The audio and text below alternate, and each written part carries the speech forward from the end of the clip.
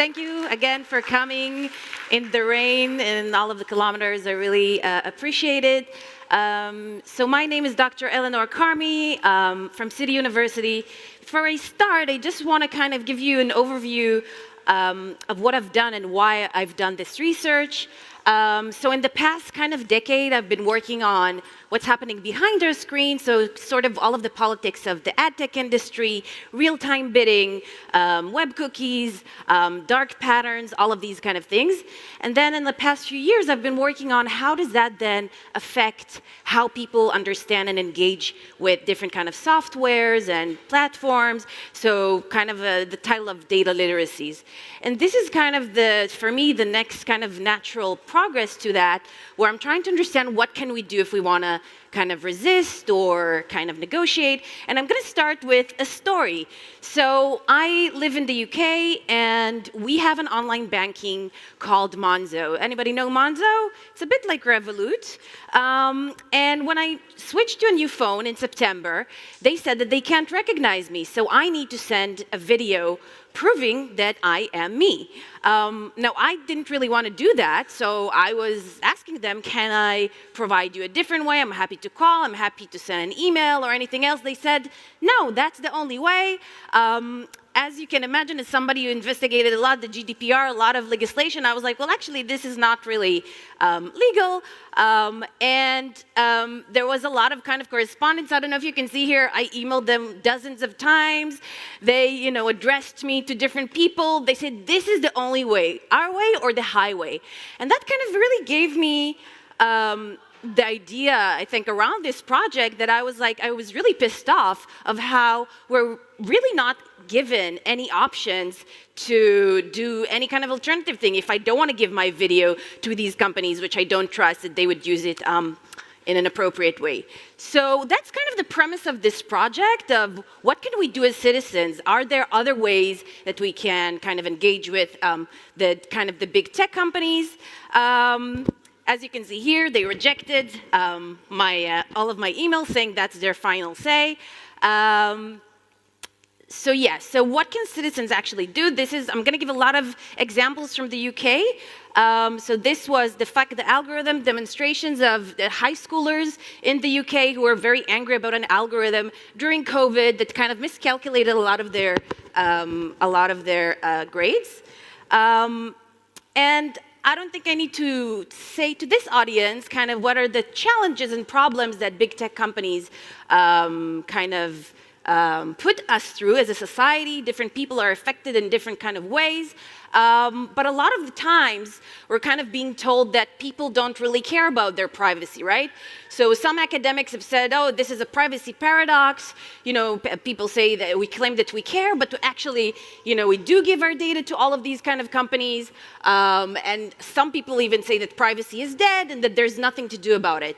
In my projects about data literacies, when we actually talk to people in different kind of focus groups, a lot of people said that they do care about their privacy, they do care about their rights, but they don't really know what they can do about it.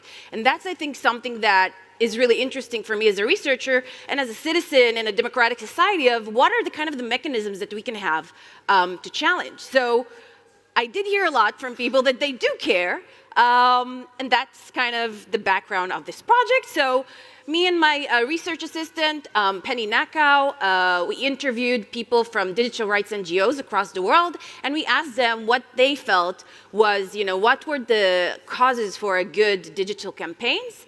So I'm going to give you some of the highlights here. Also, the report is online, so if you want to check it out, it's on my Twitter, if people still use Twitter. But if not, you can just search for my report. It's free to download. So one of the things that we discovered is that context matters. Digital harms, many times they feel to people that they're kind of abstract. People don't really understand what's happening. So one of our participants said a lot of urgent online threats are not commonly understood because they're not commonly experienced. People don't care about things if they can't imagine that it's happening to them. And I think one of the best examples for that is the UK, one of the biggest scandals of this generation around the post office and the Horizon system. Has anybody heard about that?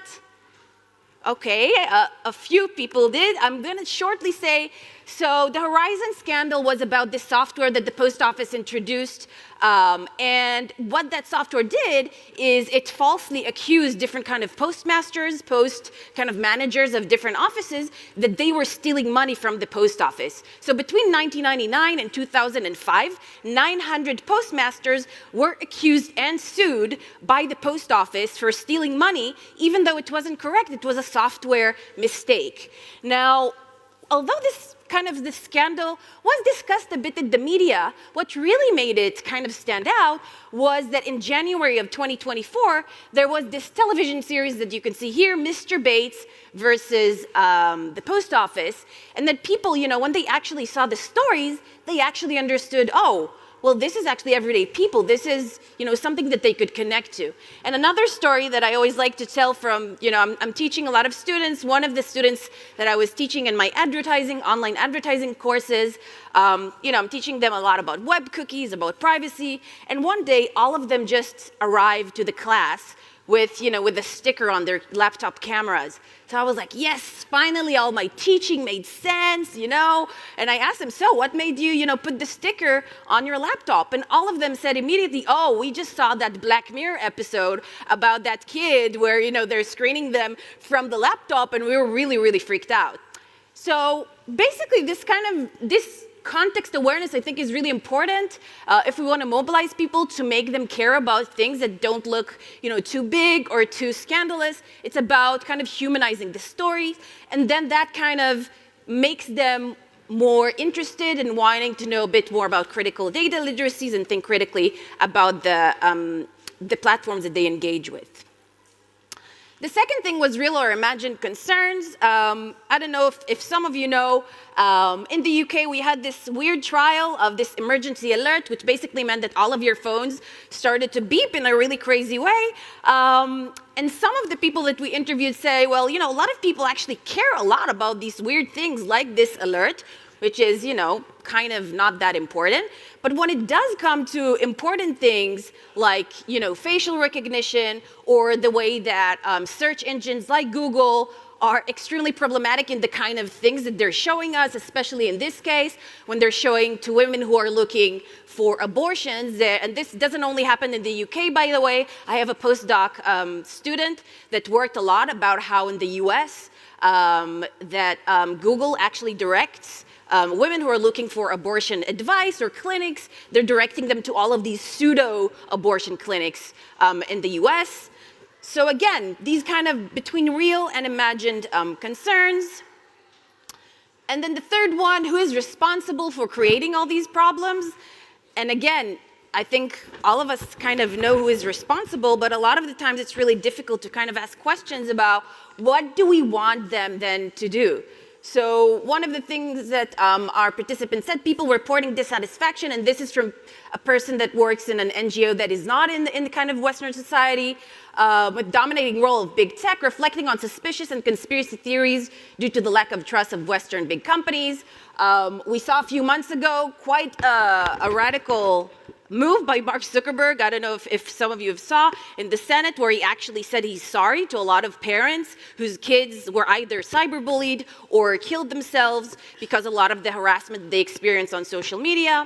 But some of kind of the more practical things that the people that we interviewed said that they would prefer to have more transparent policies where people feel more informed, more user-friendly policies and support. And I think it's quite interesting to see the politics of who is offered support, right? Because there is support offered, but it is offered to creators who are making more explicit money to these platforms. But if you are a user who are experiencing, for example, harassment or bullying, you don't really have anybody to call to. There aren't a lot of mechanisms, not to mention that if you come from countries that are not English or Spanish speaking, the probability that you'll have anybody to talk to is very, very slim. Other things that they said are that people should be able to negotiate different measures, people should be able to be better informed, and some kind of accountability of these platforms. And one of my favorite quotes from one of the people that we interviewed was that they thought that there should be mandatory testing and consultation throughout the process of designing, developing technology before it comes to the market with human rights experts, civil liberties, community representative of one of my communities, rather than just being like, we've got this product, let's just ship it, which often happens. And another thing that was mentioned is that that we should be able to kind of trust these organizations. So one of the people that we talked to said that we should have these kind of independent regulators that make sure that these things work, right? Because if I have water, like she says here, if I don't know how water works, but I expect it to be, safe to consume. But I thought it's quite funny because in the UK context, actually a lot of the water is not safe to consume because, again, it was privatized and a lot of the water companies are not following a lot of the regulation. So this, I think, points to a bigger problem of, how do we actually regulate companies and make them accountable for the things that they're doing. The fourth one is resistance possibilities, and here I'm giving probably one of the most famous examples of Max Schrems, who is one of the biggest kind of European activists, started as Europe versus Facebook, later developed NOIB, which is None of Your Business organization, which is one of the kind of more successful organizations to actually sue these companies. The problem is that when he sues them, and if people are following him, it takes years, right? It takes years, it takes a lot of money. So although I really appreciate what Max Schrems is doing, I think what it's also showing is that it's really difficult if you're just like an ordinary person, if you would like to sue Facebook, or if you're a community, what kind of resources and time would you actually have to do it?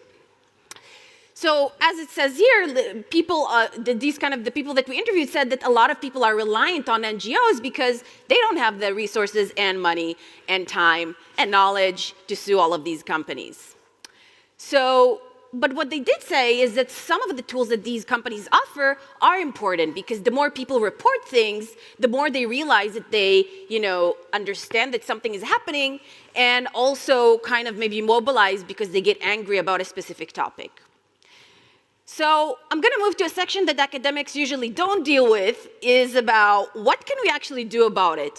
And I think it's really important for us as a society because as my fantastic colleague and friend Payal Aurora is going to talk later about the optimism that is required for us as a society, because it's really easy to kind of sit and say, oh, these tech companies are going to take everything. I'm just going to sit in the corner and cry and, and nothing is going to change. I think it's really important to be optimistic and try to think about how can we actually change things in a better way. And it doesn't mean that all of a sudden, all of these tech companies are going to disappear. Because I believe in micro changes, right? What can we as a society do, small changes that actually make an impact? So we identified 5 kind of institutions, I would say, that then kind of what can they do to improve our society. And this is kind of very optimistic. I realize that not everything is possible, but again, I think it's important to say it because at the moment, we have all of these tech bros that are controlling the narrative of how our societies should look like, and we should also take ownership of these narratives and say, actually, we want our societies to look in a different way, and this is what we propose. So governments should have robust legislation and enforcement, set up independent regulators. I think it's really important to, and I know that it sounds impossible, but I think it is impossible to legislate, as one of our participants said, kind of consultation before they kind of ship algorithms or products or AI companies that change and influence our lives. We need to have more community representatives in the decision-making table and providing non-digital option. This is really important, and I think it's not discussed enough. In our data literacy projects, we realized that there's actually quite a lot of people who don't use digital for various reasons. They could be old, they could maybe not have money, they could have different types of disabilities or just don't want to engage, and I think it's so important to have non-digital options. Big tech should provide more transparent policies, even though that's very problematic in itself, because transparency, I think, is only the first stage to do, but It's a stage, developing user-friendly policies and support mechanisms and being accountable for harms. Now, one of the problems, again, and this is a report that was published a few months ago by Open Free Press, I think, about how all of these ethics committees that we heard that are happening in the past few years, how because of the tech industry kind of crisis that's been happening in the past few years, they're firing all of these, right? Who is the first person who gets fired? All of these ethics and privacy and content moderation people. We've seen them all, a lot of them got fired. This is a really great kind of timeline of how all of these people, all of these committees that were supposed to take care of us because they, you know, these big tech companies felt pressured to kind of say, oh, well, you know, we're getting all of this heat, we should maybe do something. But then, of course, these are the first people to get fired. I think media is often something that people don't mention a lot, but all of our kind of participants mention, and as somebody who's been a journalist, I think that media has such an important role, both in kind of investigative journalism, such as, you know, the Facebook files, but, you know, from the Snowden revelation, all of Facebook whistleblowers, Panama Papers, you know, all of these kinds of things. Media is really important to kind of informing us about what happened, what is happening, asking people in power hard questions, which doesn't always happen because I think a lot, let's say our journalism, they have a room to improve, but I think that there are a lot of investigative journalists who are doing fantastic work. 4,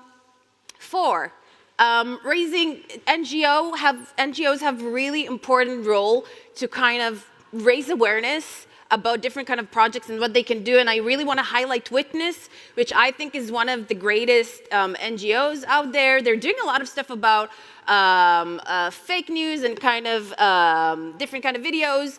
And here, this is a new project that they just launched in May, which is about kind of how video archiving can help for community liberation.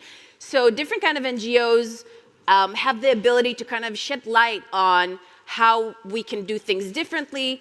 They can give us different kind of tools. So Witness is really good about developing different kind of tools to help us realize what is fake news and all of these kind of things. So I really recommend you to check them out.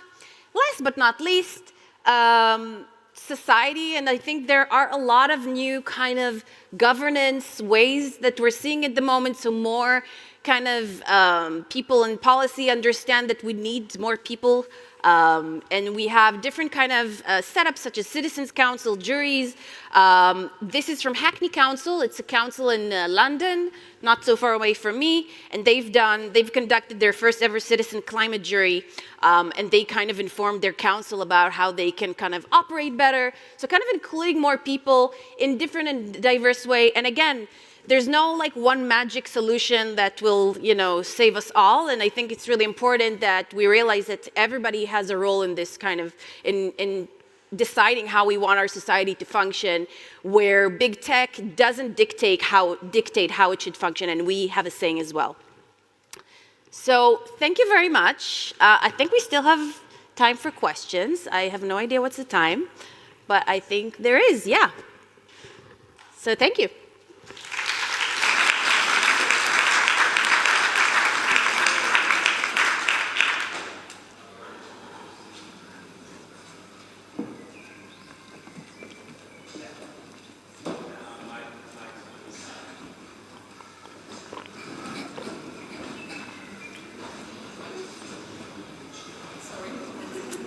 No, it's okay. You're putting on steps, and as part of it, it's good. Thank you very much for your talk and for actually highlighting that it's not just a few of us being a bit paranoid, but that there are real worries and that we need to take care of us. So we here in Germany, we have the Schufa, for example. That's a data mining company with decades of tradition, used to be informing banks if somebody is worthy to get a mortgage or dispo, but now you can't get a mobile contract, you can't rent a flat, nothing without their approval. Yeah. And if you want to check your data, which They were sued in front of courts. They now have to give you insight into your data, but it's the same thing. They want to have electronic proof, which makes it even, so they get even more data from you for that. And there is, if you resist them, you get nothing. You're not getting even a mobile contract. Yeah. And it makes even somebody who is fighting for this all the time feel totally helpless. You have to give in, otherwise you're not getting a tenancy contract. So do you have any more practical advice in kind of how can you voice the complaint, or can you threaten them with a court case, or is there something you can actually, as you said, you wrote tons of emails. Yeah. Is there some wording we can use to actually, or is there, I know that's not bothering you people in the UK anymore, but is there in the EU something which can help us? It's bothering us a lot. I know. But yeah, so thank you so much for your question. What's your name? I'm Julia. Julia, thank you so much for your question. So what you're talking about is basically credit score, and everybody has a score. In the UK as well, when I moved to the UK, I was quite shocked that just because I want a cell phone, subscription, they said, oh, we need to get access to your bank account and see that you can vouch for the £15 per month that I'm going to pay, which I thought is quite crazy, right? But then if you miss a payment or if there was a mistake, so one thing that happened to me, for example, is that in the house that I rented, somebody didn't pay the electricity bill, and it kind of came to me. It was like £1,000, and they keep saying, oh, your credit score is going to go bad and all of these kind of things, right? I had the time to address it, but obviously a lot of people don't. I think there isn't one answer to that. I think a good thing would be, and again, I think it's really, a lot of people in government have no idea what's happening, and they're getting a lot of lobbying from the tech industry. And I think it's really important to have different kind of communities to come together and lobby a lot of people in government and say, well, actually, this is harming us. Because I think at the end of the day, we can go to court and all of these kind of things, but if we want it to have a long-lasting effect, I think we want to change the way that the system works. It's about lobbying, so it's about maybe, organizing different kind of digital rights organizations to lobby. You find specific people who have power and try to kind of change that. So to me, it's about how can we work in a way that, again, it could be through lawsuit, but I think at the same time, it could also be, with trying to lobby. But again, yeah, it takes time and effort, and this is why we have different kind of NGOs that can help us with that. But yeah, we need to think about other mechanisms to do that. So it's not just one route, it could be multiple. Thank you. Yeah.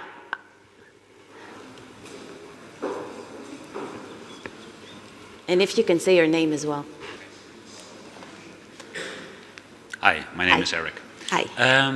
I didn't hear the option of the union cooperation kind of way of acting. I once heard that suggestion in relation to the European health data space.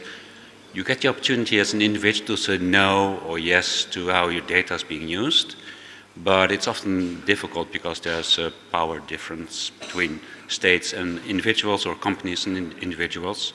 And well, we have the old institution sort of unions that collaboratively make deals. Would that be an option? I think thank you so much, Eric. I think that's such a fantastic route, because I think workers' rights, and we're seeing that more and more tech workers are organizing and trying to unionize, although a lot of the tech companies, especially Amazon, is trying to bust a lot of these unions.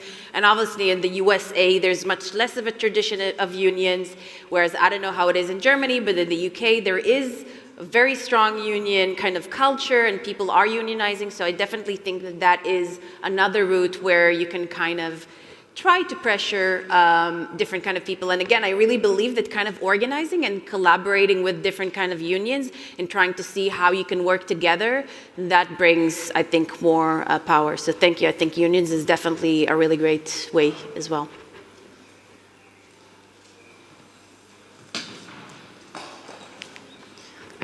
I think there's one more question. Hi, my name is Nina. I was wondering, being from the UK, we obviously are in the European Union here, but then we often have the same problems still, right? Like people in the US face the same issues. And I'm wondering what your take is on focusing on local initiatives to fight back versus global initiatives, or even just international, if we're, global is hard, but just international initiatives, what would you focus on first? I think it's important to do both. It's not, for me, it's not either or. It's a lot about both. And, a lot of these things take time and you need a lot of patience and you can fail on the way. And many times you do fail. And I think it's important to kind of keep the movement going and, people energized and kind of into it. And I think there is a lot of value to more community-based and kind of what you can do locally. Also because I think it's just nice to know your community and, you kind of know each other and you know each other's fights. As we saw here in the jury about climate, right? Climate is a global phenomenon, but it affects people's everyday life, in their communities, right? So I think it's not either or. I think it's how do we combine the local and the global together and kind of try to make it work. Although, of course, the difference between the UK and the EU and the US is that we still function, even though we like to feel that we're kind of in an international globalized world, there are still localized laws and how they function. And that, I think, also how we perceive digital rights. I think in the US, they're kind of only now getting into that, and we're seeing more and more attempts for that. But that's, again, about raising awareness, showing how it can affect you. And, in my media history hat, because I've done a lot of work comparing Bell Telephone Company and Facebook, I think it's really important to remember that in the grand scheme of things, we're quite in the early days still of, the internet and all of the stuff that were happening. So, I think it's really important to remember that and say, well, actually, nothing is set in stone still. So we can still have, room for change. And, even though we have the GDPR, which is a great instrument, but that doesn't function so well, how can we keep on improving that and learn as a society what we want better and demand it as well? So I hope it answered your question, but thank you so much. Great. I think I see that there aren't any questions, but if you do have questions, feel free to email me or catch me here. You can download the report. It's on my Twitter account for those of you who still didn't give up on that platform, but also on my website on my university. So it's, open access. Thank you so much for coming all this way, and hope to connect with you in the rest of the conference. Thanks.